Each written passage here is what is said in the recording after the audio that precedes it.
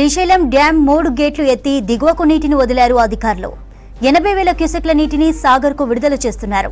ప్రస్తుతం ప్రాజెక్టులోకి 4,47,210 క్యూసెక్ల ఇన్ఫ్లో కొనసాగుతోంది. ప్రాజెక్టు పూర్తి సామర్థ్యం 885 అడుగులు కాగా ప్రస్తుతం 849.90 అడుగుల వరకు నీరుంది. డ్యాంకు వరద ప్రవాహం కొనసాగుతోంది.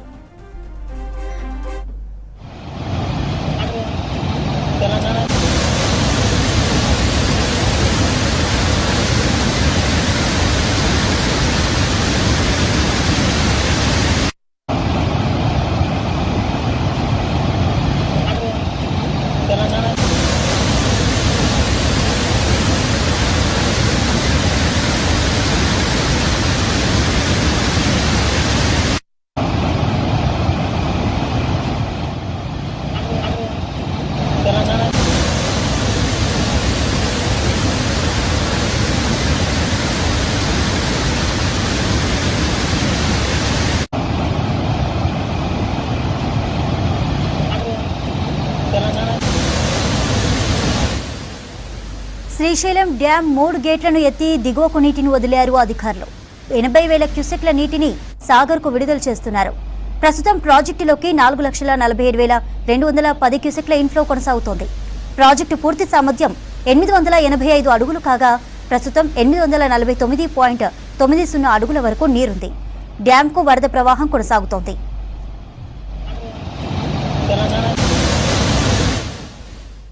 మరిన్ని డీటెయిల్స్ శేఖర్ అడిగి తెలుసుకుందాం. శేఖర్, డీటెయిల్స్ ఏంటి?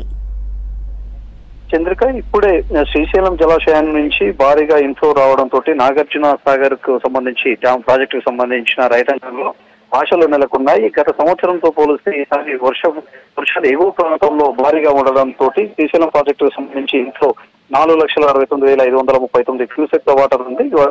అవుట్ఫ్లో వచ్చేసి 58 క్యూసెక్లు ఉంది. పూర్తి స్థాయి నీటి మట్టం శ్రీశైలానికి సంబంధించి 885 అడుగులకు గాను 878 అడుగులు ప్రస్తుతం నీటి మట్టం ఉండడంతో 3 గేట్లను ఎత్తారు. దాంతో దిగువ ప్రాంతాల్లో ఉన్న నాగార్జున సాగర్ ప్రాజెక్టుకు జలకళ మరికొద్ది సేపు ఇక్కడికి చేరుకుంది. సాయంకాలం కల్లా ఇక్కడికి చేరుకుంది. దాంతో మొత్తం 590 అడుగులకు సంబంధించి మొత్తం కూడా దీని నీటి మట్టం వచ్చేసి 511 అడుగులు నాగార్జున సాగర్ ప్రాజెక్ట్ లో ఉన్నది. పూర్తి స్థాయి నీటి మట్టం వచ్చేసి 312 టీఎంసీలకు గాను ప్రస్తుతం నీటి మట్టము 134 టీఎంసీలు. అయితే నాగార్జున సాగర్ ప్రాజెక్టుకు సంబంధించి గతంతో పోలిస్తే ఈసారి మాత్రం ఎగువ ప్రాంతాల్లో భారీ వర్షాలు ఉండడంతో రైతుల్లో మాత్రం ఆనందం నెలకొంది. ఈసారి అంటే లాస్ట్ టైం క్రాప్ హాలిడే ఇచ్చారు. 2 క్రాప్లకు కొంతమంది రైతులు హాలిడే ఇచ్చారు. చాలా మంది రైతులు కూడా కొన్ని లక్షల ఎకరాల సాగుని వదిలేసుకొని బీడు భూములుగా మారాయి. కానీ సరైన ఎగువ ప్రాంతాల్లో సరైన